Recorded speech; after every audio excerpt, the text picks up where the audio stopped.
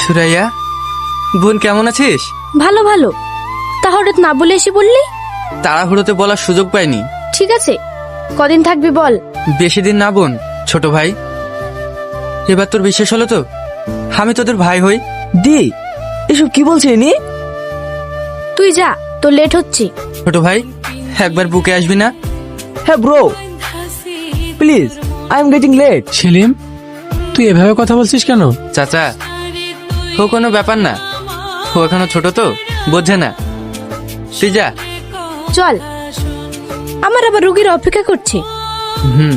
আলিফ, আমি তাহলে আসি। হ্যাঁ চাচা, আবার বিকেলে দেখা হচ্ছে। ঠিক আছে।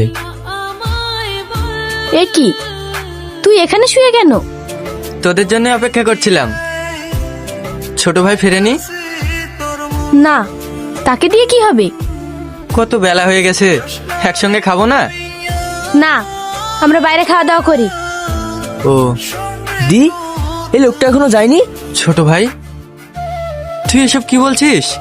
ও হ্যালো, কি ছোট ভাই ছোট ভাই, এমন ভাবে গায়ে পড়ে সম্পর্ক করার চেষ্টা করছিস কেন? বোন, ছোট ভাই এসব কি বলছে? ঠিকই তো বলেছে। আমি ভেবেছিলাম তুই দেখা করে নিজের বাড়ি চলে যাবি। তুই তো দেখছি চেপে বসে আছিস, যাওয়ার কোনো নামই নেই। কেন? এটা আমার বাড়ি না? 15 বছর কাজ করে এতগুলো টাকা দিলাম। এতগুলো টাকা? কত টাকা দিয়েছিস? বোন, আমি তো হিসেবে অনেক কাঁচা, তাহলে আমার টাকা? সেসব টাকা তোর বাপ কবরে নিয়ে গেছে। How dare you!